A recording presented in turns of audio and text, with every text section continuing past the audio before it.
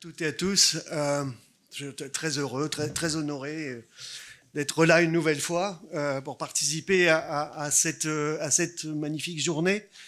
Marie et moi, on se demandait s'il y avait encore besoin d'une introduction après tout ce qui a déjà été dit en ouverture de la journée, mais on va quand même essayer d'évoquer le fait que en France aujourd'hui, on parle de crise du logement abordable.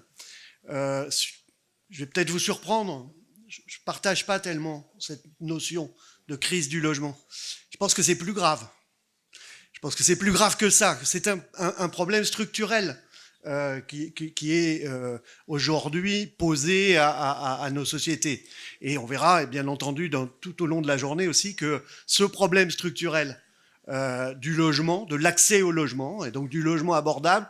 Je vais aussi revenir sur ce terme de logement abordable, pour commencer, qui est un terme qui a des ambiguïtés, donc auquel il faut sans doute s'attacher. Mais ce problème du logement, ce problème structurel de l'accès au logement pour une partie constamment croissante de la population en France et en Europe, c'est un problème qui me semble dépasser la simple notion de crise qui désigne un objet conjoncturel, un moment difficile. On a eu une crise immobilière, ça c'est clair, ces dernières années, on n'en est pas encore tout à fait sorti d'ailleurs, mais là on peut parler de crise. Mais s'agissant de la question du logement, on est dans une situation beaucoup plus préoccupante, me semble-t-il. Et c'est évidemment une situation qui, dans le contexte français, va, me semble-t-il, être particulièrement mise en avant dans le contexte de la venue des élections municipales au début de l'année prochaine. Alors, contexte pour lequel je voulais aussi commencer, j'en suis au titre de la journée, crise du logement abordable. J'ai parlé de crise, je vais dire quelques mots du terme logement abordable, parce que c'est un terme qui est apparu finalement assez récemment en France, dans le contexte français, alors que dans le contexte européen, plus largement d'ailleurs dans le contexte peut-être d'abord des pays anglo-saxons, le terme de affordable housing, lui, il est présent dans les débats publics sur la question du logement depuis beaucoup plus longtemps. En France, il n'y a pas de définition juridique. J'avais fait il y a quelque temps une petite recherche dans le Code de la construction et de l'habitation. Le mot abordable n'est pas présent. Alors, ça a failli être le cas, puisque au printemps 2024, peut-être vous souvenez-vous d'un projet de loi qui avait été déposé par le ministre du Logement de l'époque, il parlait d'un projet de loi relatif au développement de l'offre de logement abordable. C'est la première fois finalement que dans le vocabulaire officiel juridique français apparaissait ce terme. Alors qu'est-ce que ça veut dire en France ? D'abord parce qu'il me semble que ça ne veut pas dire exactement la même chose dans des contextes internationaux. Qu'est-ce qu'on appelle logement abordable en France dans notre tradition de politique du logement qui est très orientée produit immobilier. C'est-à-dire qu'on va évoquer le terme de logement abordable aujourd'hui pour désigner finalement la somme du logement locatif social, du logement intermédiaire, tel qu'il était évoqué tout à l'heure, de l'accession abordable à la propriété, le BRS, le bail réel solidaire, etc. Alors cette définition par produit, elle peut susciter des débats. Et alors ça peut aussi rappeler justement ce projet de loi du printemps 2024, dans lequel, derrière ce terme de promotion du logement abordable, on proposait, entre autres choses, l'idée d'intégrer une partie du logement intermédiaire dans la définition du logement social, telle qu'elle était utilisée telle qu'elle est toujours utilisée dans l'application de la loi SRU. Ça me semble être une illustration de l'ambiguïté du terme et du débat potentiel entre le terme de logement abordable désigne-t-il une somme ou désigne-t-il finalement une possibilité de substitution d'une partie de nos produits traditionnels de politique française, notamment le logement locatif social, par d'autres formes. C'est ce qui soulève parfois un certain nombre d'inquiétudes dans l'utilisation de ce terme. Alors, pour d'autres, et on peut l'énoncer autrement, c'est probablement aussi, et on le voit probablement beaucoup plus dans les politiques locales de l'habitat, dans la façon dont elles sont formulées, dans les programmes locaux de l'habitat, dans d'autres types de documents. C'est une façon de dire que le logement social ne suffit pas. Le logement locatif social tel que nous le connaissons aujourd'hui ne suffit pas, et qu'il faut y ajouter, non pas substituer, et qu'il faut y ajouter dans cette notion un certain nombre d'autres produits immobiliers tels que je les évoquais tout à l'heure. Alors ça se lit bien aujourd'hui dans de nombreux programmes locaux de l'habitat, alors à Rennes, à Lyon, à Bordeaux, où la référence est très forte. Ça, c'est vrai aussi. Peut-être qu'on y reviendra cet après-midi dans le PLU bioclimatique de Paris, dans lequel on parle de 40%, un objectif de 40% de logements abordables, dont 30% de logements locatifs sociaux. Si je ne dis pas de bêtises. Public, on ne dit pas abordable. Bon, ben on dit voilà. Comme quoi, on voit bien que le terme suscite des réserves. Enfin, on voit bien les réserves. Alors, à l'échelle internationale, ce terme de logement abordable, il se pose généralement de façon assez différente. C'est-à-dire qu'on n'entre pas par les produits, mais on entre par les cibles.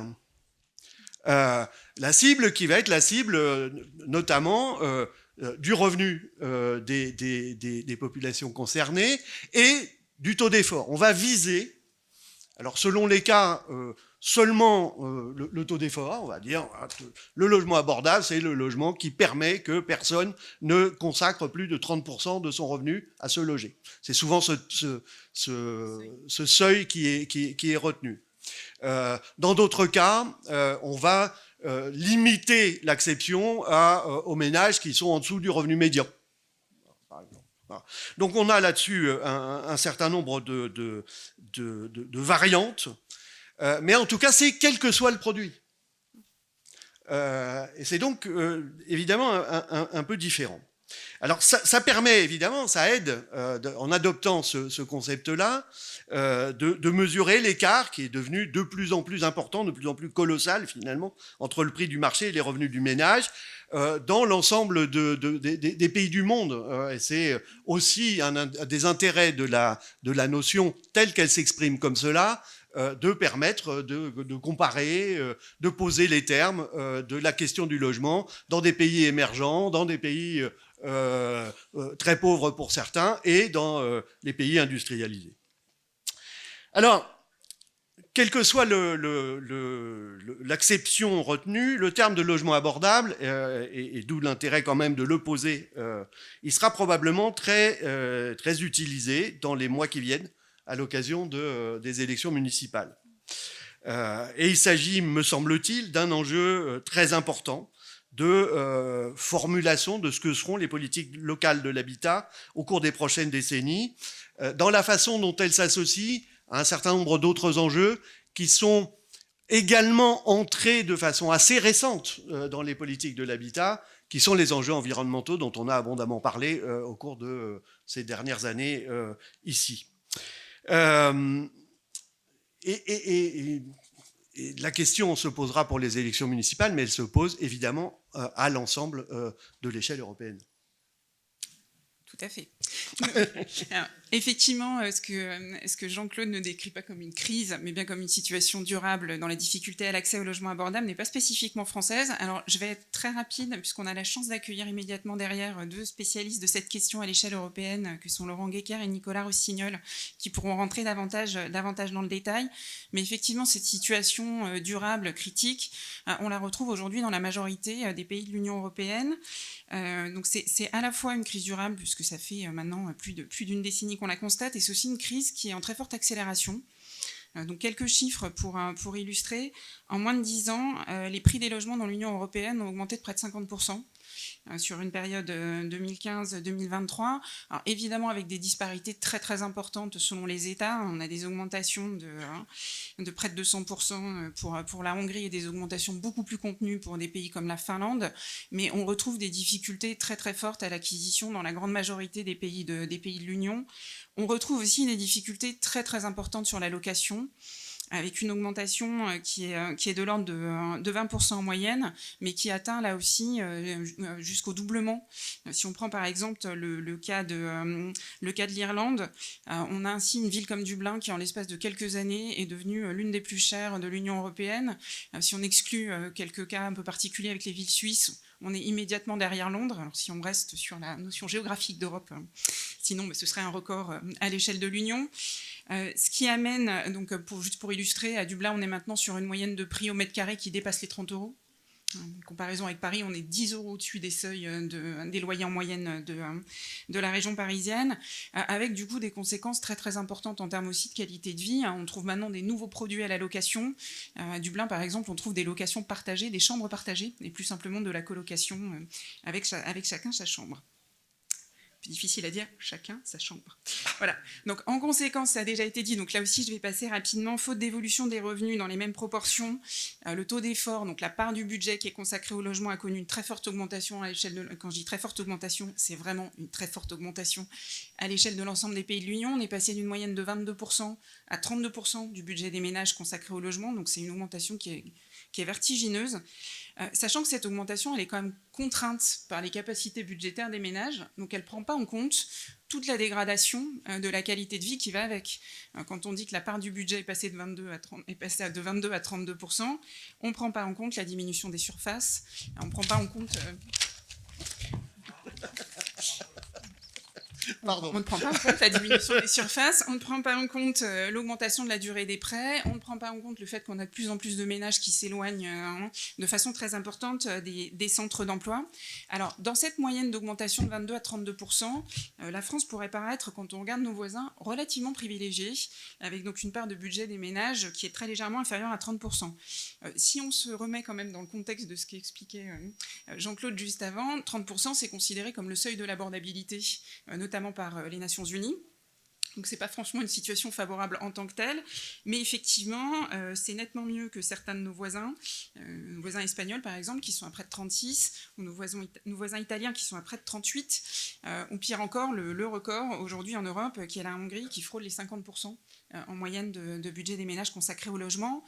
Ça a été dit, ça a évidemment des conséquences sociales multiples, et notamment l'explosion du nombre de sans-abri, avec une augmentation de 70% du nombre de personnes sans domicile dans l'Union européenne en l'espace de 15 ans. Et ça nous paraissait important de remettre ces éléments dans le contexte. On dit souvent que la crise, quand on parle de crise en France, a atteint un certain niveau de seuil. Quand on se compare à nos voisins européens, on voit que la situation a encore une capacité, malheureusement, à se dégrader compte tenu des arbitrages que les ménages sont prêts à faire pour pouvoir continuer à essayer de se loger à proximité, notamment des pôles d'emploi. Mais ce qui est intéressant, c'est qu'on a aussi du coup des points de comparaison intéressants à la fois en matière d'analyse des causes et en matière de politique publique. Et je laisserai donc Laurent et Nicolas compléter dans leur intervention. On retrouve effectivement des mécanismes similaires à l'échelle de plusieurs pays, alors évidemment avec des contextes locaux qui sont très différents. Ça a été dit, la hausse des taux d'intérêt, des stratégies spéculatives de certains investisseurs. Le surtourisme qui vient s'ajouter aux causes de cette situation. En France, on estime désormais les meublés de tourisme à 1,2 million. Ça, c'est la Direction générale des entreprises. En Italie, en Grèce, en Espagne, on a des points de crispation extrêmement forts autour de cette question dans des villes dans lesquelles ça a entraîné mécaniquement des hausses de loyers extrêmement importantes au cours de ces dernières années, avec par exemple des augmentations de loyers de plus de 50% en quelques années dans certains quartiers d'Athènes. En parallèle, ça a été dit aussi, on a eu ces dernières années une chute des permis de construire, avec une situation particulièrement mauvaise en France, notamment au cours de l'année 2023. Et donc cette situation, elle entraîne, et ce sera l'objet notamment des tables rondes de cet après-midi, une mobilisation très renforcée de l'Europe à différents niveaux. Donc là, je laisserai les tables rondes de cet après-midi décrire dans le détail. C'est pas une préoccupation nouvelle, le logement. La Banque européenne d'investissement et les fonds FEDER notamment interviennent déjà sur cette question auprès des différents États membres depuis plusieurs années. Mais effectivement, on a un renforcement très important avec la nomination d'un commissaire européen, la création d'une task force, et puis toute une série d'objectifs qui ont été fixés par l'Union l'Union, avec un plan européen pour le logement abordable qui est attendu pour 2026, si on est toujours sur cette échéance, et si je ne fais pas d'erreur, mais ça sera complété cet après-midi. Une stratégie pour la construction durable, ça fait partie des pistes extrêmement prometteuses qu'on aura l'occasion d'évoquer en fin de cette introduction, et puis une collaboration renforcée avec la Banque européenne d'investissement. Néanmoins, cette politique, elle va devoir se confronter, certes, à une situation extrêmement difficile à l'échelle de l'Union, mais à des contextes locaux qui sont très différents. Voilà. Ce qui pose la question de savoir est-ce que c'est une opportunité justement d'avoir des adaptations très importantes ou est-ce que c'est une difficulté à laquelle il va falloir que les institutions européennes répondent. Oui, certes, et ça va, ce que tu dis là me donne l'occasion d'exprimer une seconde fois ma perplexité. Non pas sur le titre, une urgence européenne, je crois que là-dessus, il n'y a aucun doute sur l'urgence en question.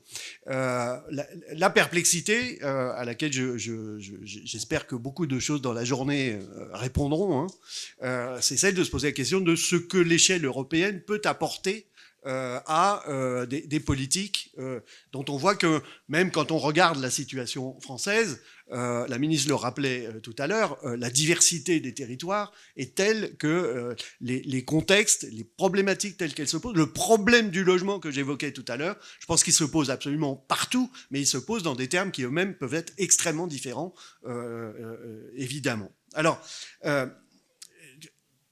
premier élément de perplexité, c'est la grande diversité des modèles européens en matière de logement, entre des pays dans lesquels, qui sont de plus en plus rares, mais dans lesquels on a encore une majorité de locataires, entre des pays qui ont développé historiquement et qui parfois la développent encore, certains y ont un peu renoncé, une forme de monoculture de la propriété. On a quand même, à l'est de l'Europe notamment, des pays dans lesquels on n'est pas loin des 90% de propriétaires occupants.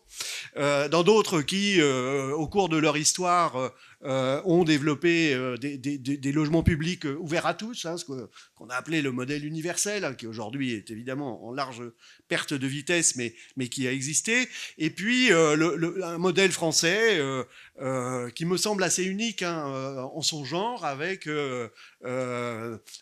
ses vertus d'ailleurs, avec, comme ça a déjà été dit, une continuité du développement du parc locatif social, malgré les discours, même quand on a parlé de la France de propriétaires, etc., on a continué à produire des logements sociaux dans ce pays, où on a un attachement évidemment à la promotion de la propriété, et on a aussi un attachement qui a été rappelé avec force par Madame la Ministre, pour le maintien ou le développement d'une offre locative privée, même si la situation actuelle est en la matière extrêmement préoccupante. Donc on voit qu'on a cet ensemble, cette diversité de situations. On pourrait aussi parler de la diversité des statuts du foncier selon les pays. Mais on imagine mal à l'échelle européenne un raisonnement qu'on pourrait qualifier d'un raisonnement à la française qui serait fondé sur la promotion de produits immobiliers calibrés, aidés de façon identique dans tous les pays de l'Union.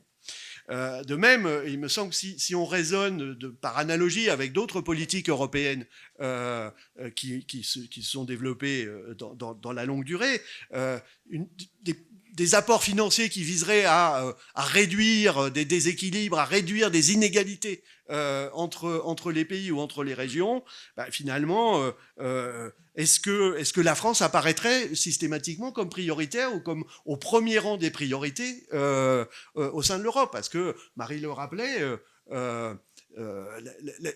la France n'est peut-être pas le pays où c'est le pire. Et bon, on peut s'en féliciter. Alors, est-ce que, face à ces obstacles, est-ce qu'on ne peut pas réfléchir en termes d'atouts quand même, de l'échelle européenne et du regard européen? Et là, je pense que, moi j'utilise ce mot en bon français de benchmark. Est-ce qu'il n'y a pas un peu partout en Europe des expériences, des façons de faire qui peuvent être utilisées comme modèle ou et on sait faire en France. Hein. Notre fameux bail réel solidaire, il trouve son origine, non pas en Europe, hein, mais il trouve son origine aux États-Unis. C'est pas en France qu'il s'est développé en premier. Je crois que ce sont les Belges qui ont été les premiers à développer le modèle en Europe. Mais le logement d'abord, voilà, là aussi, il trouve son modèle aux États-Unis. Mais on voit bien, et on a cité dans notre papier le livre d'Isabelle Ray-Lefebvre qui s'exprimera tout à l'heure, mais on voit bien que si on veut réfléchir à des formules de logement abordables qui viendraient en complément du logement social, on peut penser à des choses, au modèle des coopératives par exemple, qui est un modèle très sous-développé en France, mais qui pourrait... bon. Donc il me semble qu'il y a matière, il y a une vraie matière à documenter, à préciser, à travailler sur ces façons de faire, y compris d'ailleurs en mettant notre logement locatif social français comme modèle pour d'autres. Parce que je pense que c'est un modèle, c'est pour le coup un modèle utile. On peut aussi regarder hors des frontières de l'Union européenne. Là, on a évoqué la Suisse et ses politiques en matière notamment de résidence secondaire. À l'intérieur de l'Union, sur cette problématique qui est intervenue depuis quelques années, voilà, des résidences secondaires, de la location touristique, etc. Le cas de Barcelone, ce qui se passe en Irlande, etc. On ne va pas entrer dans les détails parce que tout ça va être évoqué tout à l'heure. Et donc, ce regard, cet ensemble d'expériences qu'il faut documenter, évaluer et adapter, et trouver les moyens d'adapter dans les pays, me semble être un atout très important, très utile de l'échelle européenne en la matière. Alors pour revenir à la France et pour finir pour ma part, mais c'est Marie qui va conclure, hein, on voit bien, là encore, que les débats municipaux, des élections municipales, vont jouer un rôle important, d'autant plus dans ce contexte actuel dans lequel la capacité législative est pour le moins limitée. En revanche, on voit bien aussi que la montée de plus en plus forte de la capacité d'initiative des collectivités territoriales, et principalement des échelles intercommunales et métropolitaines, constitue un vrai atout pour développer des formules innovantes en la matière, encore une fois en s'inspirant d'expériences européennes. Et donc pour conclure, quelques pistes qu'on souhaiterait mettre en débat pour l'ensemble des tables rondes d'aujourd'hui par rapport à cette nouvelle ambition européenne et par rapport à cette mobilisation de l'ensemble des institutions. Alors évidemment, compte tenu de la situation qu'on décrit, un soutien financier accru aussi bien pour la construction neuve que pour la rénovation du parc existant. On a beaucoup de pays, la France est concernée aussi, qui ont un parc vieillissant, notamment un parc ancien, mais aussi un parc des années 50, 60, 70, pour lesquels on va avoir un besoin de rénovation extrêmement important. Et on a rappelé les enjeux environnementaux qui sont intrinsèquement liés à la question de la construction neuve, mais aussi la rénovation du parc. Donc le soutien direct évidemment de la Banque européenne d'investissement pour la poursuite du développement du neuf public, mais aussi, notamment dans un contexte comme le contexte français où on a encore pratiquement 3 millions de demandeurs en matière de logement social et une demande toujours plus forte en logement abordable qui se voit notamment au travers du succès de certains produits comme le BRS ou comme le locatif intermédiaire pourrait bénéficier de ce soutien. Ça pourrait aussi, c'est une problématique qu'on a déjà évoquée à plusieurs reprises à une Società concerner les acquisitions de foncier bâti et non bâti, qui reste une problématique structurante derrière la question de la production du logement abordable. Un autre point qui nous paraissait très important et dont on espère qu'il sera débattu dans les tables rondes qui viennent, c'est la question de la structuration des filières de production et d'approvisionnement, notamment pour faire face à la montée des coûts de construction, mais aussi face aux coûts de rénovation. On peine encore à trouver des modèles dans certains types de secteurs qui permettent de rénover dans de bonnes conditions. On est ici sur un territoire qui est confronté à cette question, la concurrence entre des produits neufs qui restent très abordables et de la restructuration d'un parc existant qui demande aussi bien des compétences que des matériaux, que des procédés de rénovation qui soient adaptés aux moyens des populations potentiellement acquéreurs sur le territoire. Et cet appui pourrait permettre aussi bien de mieux contrôler le prix des matières premières que de faciliter des approvisionnements à l'échelle intra-européenne. En France, notamment sur les questions de rénovation, la question des compétences, elle reste très largement ouverte. On a beaucoup de dispositifs qui sont vraiment focalisés sur des aides financières et sur des nouvelles normes. Et cette question de la structuration de la mise en œuvre reste un problème assez majeur, avec notamment la question de la participation des conseils régionaux qui sont compétents sur plusieurs aspects dans cette question-là. Voilà. Donc la question donc de l'Europe est en regard de la mobilisation des acteurs locaux qui se sont déjà manifestés en faveur d'une politique européenne plus ambitieuse en matière de logement. Elle nous paraît mériter très largement les débats de la journée. Évidemment, parmi les dangers qui ont déjà été évoqués en introduction, il y a la question de savoir est-ce que ce sera bien une politique complémentaire, ce qui reste nécessaire aussi bien à l'échelle nationale que locale, ou est-ce qu'on va rentrer dans des logiques de substitution. Et donc à l'approche des élections municipales l'année prochaine, la question de savoir comment vont se coordonner les différentes échelles, donc aussi bien l'impulsion européenne que le rôle qui reste majeur, en tout cas dans le contexte français, de régulation et de fiscalité de l'échelle nationale, et puis bien sûr la nécessaire adaptation aux contextes locaux portés par les collectivités locales, sera pour nous un enjeu important. Et voilà.